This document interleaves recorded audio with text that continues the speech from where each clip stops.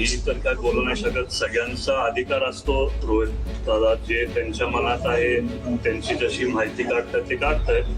आणि सगळेच महाराष्ट्रातले कार्यकर्ते असतील, दादांचे प्रिय प्रेमी लोक असतील, सगळ्यांनाच माहिती पाहिजे की काय झालंय.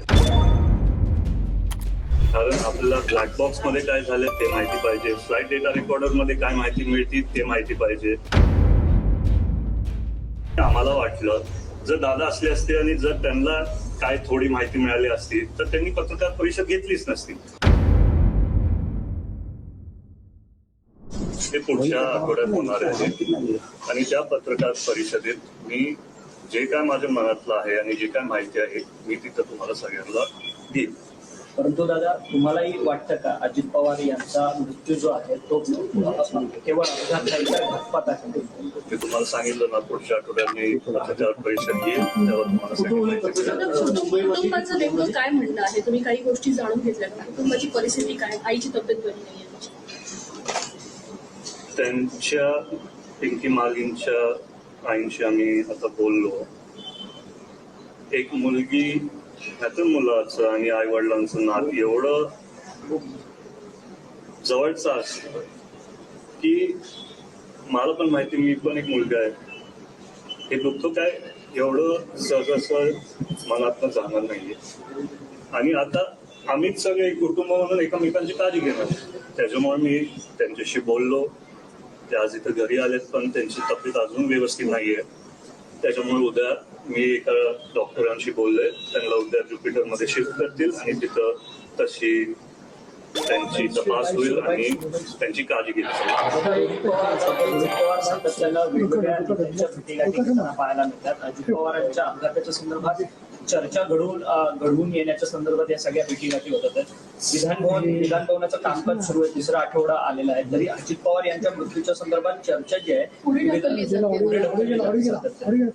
बघा. त्याच्याबद्दल मी तर काय बोलू नाही शकत. सगळ्यांचा अधिकार असतो रोहित दादा, जे त्यांच्या मनात आहे त्यांची जशी माहिती काढतात ते काढतायत. आणि सगळेच महाराष्ट्रातले कार्यकर्ते असतील, दादांचे प्रिय प्रेमी लोक असतील, सगळ्यांनाच माहिती पाहिजे की काय झालंय. त्यातल्या त्यात मला माहिती आहे जर दादा असले असते तर त्यांनी सगळ्याच तपास यंत्रणांवरती विश्वास ठेवला असता, जसं की आधीच्या काळात त्यांनी ठेवलाय.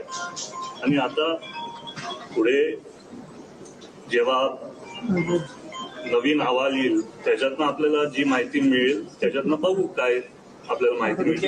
विके सिंगने जबाबात सांगितलंय की खरं तर सुमित कपूर जो पायलट आहे त्याचं सगळं खरं तर चुकी आहे म्हणून त्यांनी त्याची चुकी असल्याचं सांगितलंय सगळ्या जबाबात. मला वाटतंय की ढकललाय ही गोष्ट.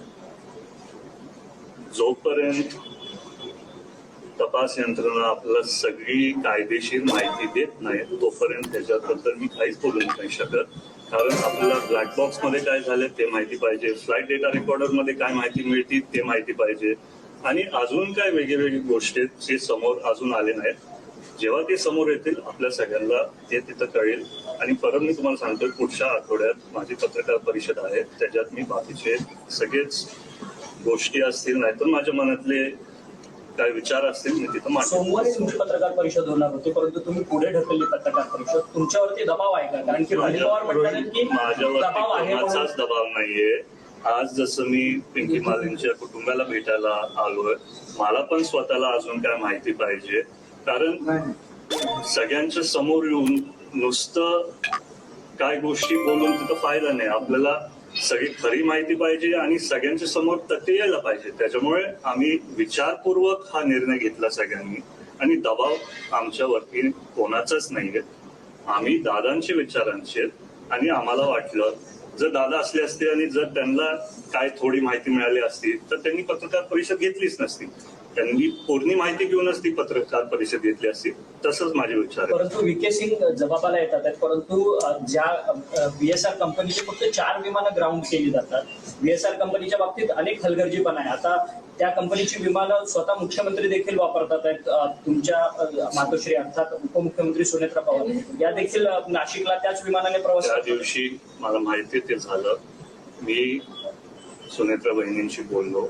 ते बोलले की माझा दौरा ऑफिसमधनं तयार झाला आणि त्यात त्यांना कळालं की त्यांना CM साहेबांबरोबर प्रवास करायचा, त्याच्यामुळे त्यांनी तिथं तपास तसा केला नाही.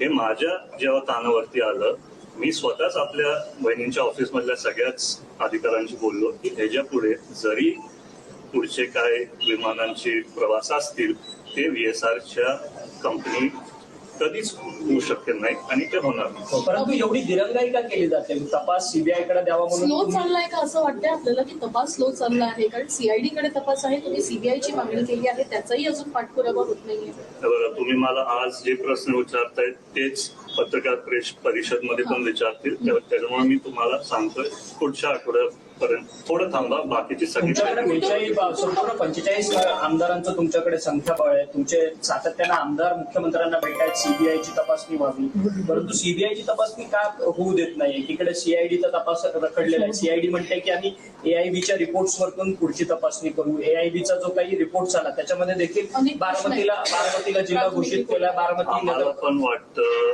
सीबीआय इन्क्वायरी व्हायला पाहिजे. मी बोलतोय तुम्हाला, मी परत विनंती करतोय पुढच्या आठवड्यापर्यंत थांबवा. मी बाकी सगळं माहिती दादा, या कुटुंबाला धमकीचा फोन VSR कडून येताना बघायला मिळतोय. तुम्हाला त्या संदर्भात कुटुंबाने काही सांगितलं? सांगितलं. नाही, तसं आम्ही आता काहीच चर्चा केली नाही. त्याच्याबद्दल जर आम्हाला बोलायचं असेल आम्ही निश्चितपणे त्यांच्याशी चर्चा करू आणि जे काय आहे तुमच्या समोर दादा, तुमची पत्रकार परिषद कुठे होणार? मुंबई की पुण्यात? मुंबईत होणार.